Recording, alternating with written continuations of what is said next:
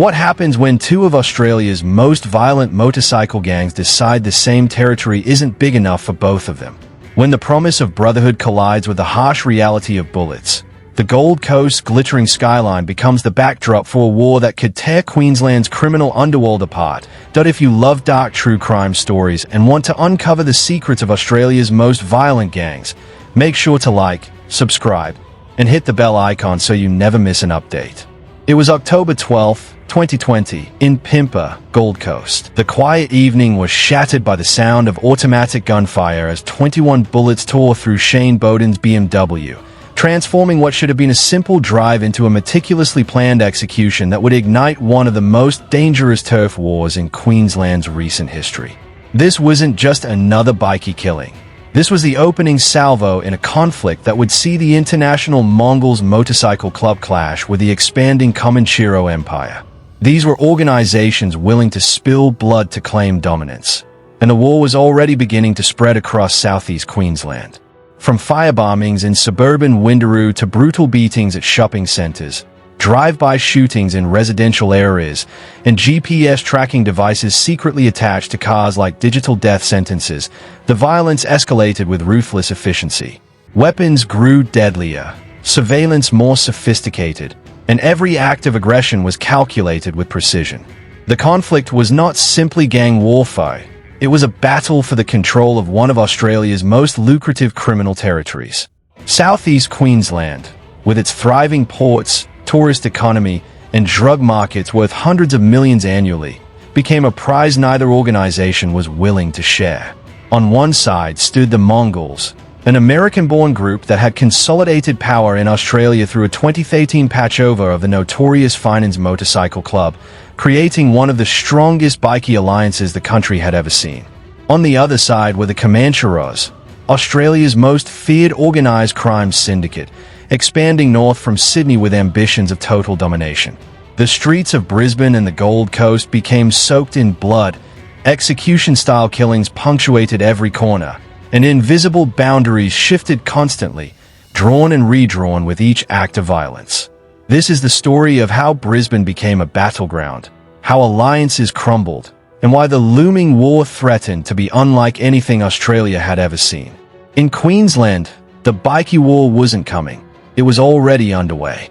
To understand how this chaos unfolded, we must rewind to 2013, a year that changed Queensland's criminal landscape forever.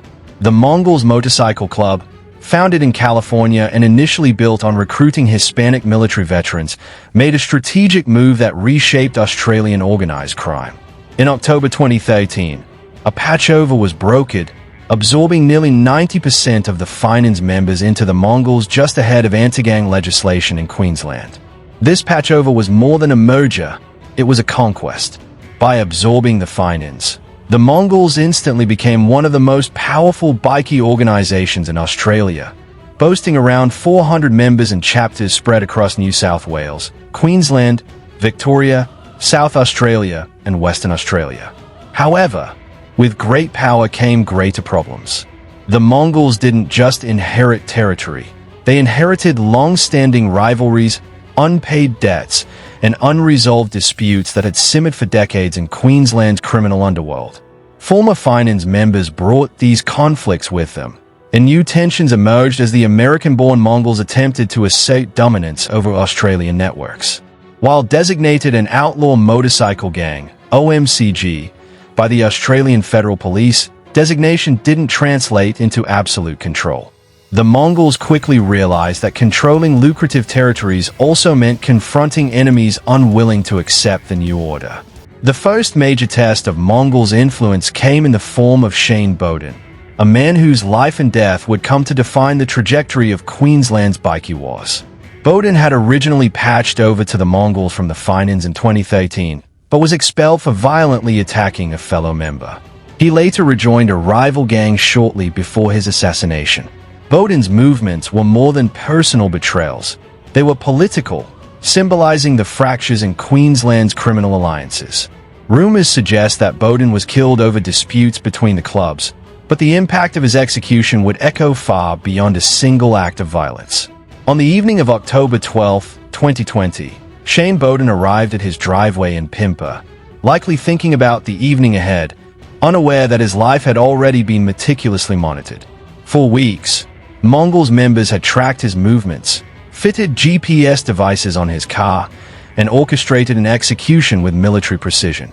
When the hooded gunman struck, they fired 21 rounds, 19 from a machine pistol and 2 from a shotgun, before fleeing in a waiting silver Commodore. The cold professionalism was evident. This was not a crime of passion or spontaneous act. It was calculated, deliberate, and designed to send a message. Police discovered the GPS tracking device beneath Bowden's BMW, emphasizing the level of premeditation involved. The overkill, 21 bullets, was meant to assert Mongols' dominance and intimidate anyone who might consider crossing the gang. The assassination ignited a cycle of retaliation that would engulf Southeast Queensland. Firebombings, brutal assaults, and drive-by shootings followed swiftly, signaling that this was not just the death of a man but the beginning of a sustained war. The murder also galvanized Bowden's former allies in the finance. Once decimated by the 2013 patchover, they were not finished. Retaliation was swift and fierce. Arson attacks targeted civilian businesses, like the June 5, 2021 attack on a barbershop in Windaroo, demonstrating how the conflict extended beyond traditional Bikey targets and threatened ordinary Queenslanders. A brawl erupted at the Australia Fair Shopping Centre on June 7, 2021, a brazen daylight attack that exposed the conflict to families and children and escalated tensions further. Police later discovered that chapters of both clubs had received attack-on-site orders. Directives to assault or kill rival members were never encountered, regardless of location or collateral damage.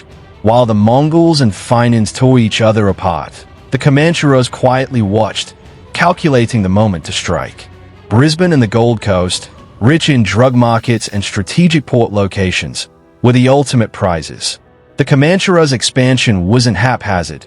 It was deliberate, exploiting a criminal landscape weakened by internal conflicts and police scrutiny. By recruiting members from existing Queensland chapters, the Comancheros avoided immediate conflict while strengthening their foothold.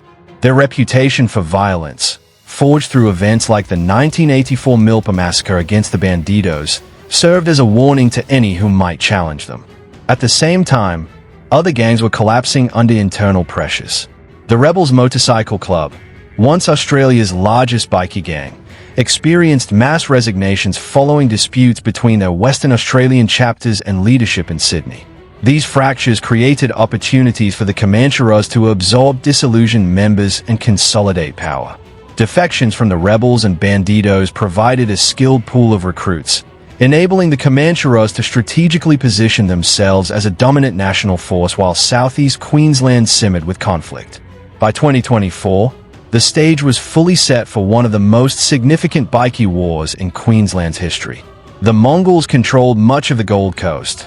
The Comancheros were expanding from their southern strongholds, and traditional gangs were weakened and fractured. Law enforcement responded with coordinated operations like Task Force Morpheus, executing search warrants, seizing weapons, drugs, and illicit cash. Yet even these sophisticated operations couldn't address the underlying territorial disputes driving the violence. Firearms, military-grade weaponry, and attack-on-site directives meant the stakes were no longer local. They were regional, with the potential to spill beyond Queensland's borders. Violence spread beyond the Mongols-Finning conflict. In Beenleigh, south of Brisbane, rival gangs clashed, with drive-by shootings followed by burning stolen vehicles. Civilians increasingly found themselves caught in the crossfire. Homes, shopping centers, and schools were no longer safe. The conflict threatened not just gang members but ordinary people, illustrating the immense societal impact of these territorial wars. Both the Mongols and Comancheros had international connections, capable of bringing reinforcements and escalating the conflict to a national or even global scale. The coming war promised to be unlike anything Australia had seen. Gangs had evolved. Colors were no longer worn openly. Clubhouses were hidden, and criminal networks blended seamlessly into society. Anti-Bikey legislation had weakened traditional law enforcement tools, enabling gangs to expand their influence with increasing boldness. Attack-on-site orders, military-grade weapons, and GPS tracking meant that violence would be precise, calculated, and devastating. Queensland's population, entirely uninvolved in gang disputes, would bear the brunt of these territorial battles. The Mongols, unwilling to relinquish territory they fought to control, faced a Comancheros empire determined to dominate. The execution of Shane Bowden had started a cycle of retaliation and bloodshed, and the gangs were positioning, recruiting, and waiting for the perfect moment to strike. Southeast Queensland was on the precipice of a conflict that would not be a single event but a prolonged campaign of assassinations, turf battles, and criminal warfare. Families, businesses, and innocent bystanders would be caught in a storm they had no part in creating. The Bikey War looming over Queensland isn't a question of if, it's a matter of when. The gangs are better armed, better organized, and more ruthless than ever before. The conflict will be relentless, spanning years, territories, and organizations, leaving a trail of destruction in its wake. The thunder is already rumbling across the Gold Coast. The storm is coming, and Queensland will never look the same. If you want to follow the most in-depth coverage of organized crime, Bikey wars, and criminal underworlds around the world, make sure to hit the like button, subscribe to Crime Cipher, and click the bell so you never miss an update. We bring you the truth behind the headlines, and in a world of secrets and violence, you'll want to stay informed. If you found this story chilling, don't forget to like, subscribe, and hit the bell icon to stay updated with more true crime stories from around the world. This is Crime Cipher, and the darkest truths are just a story away.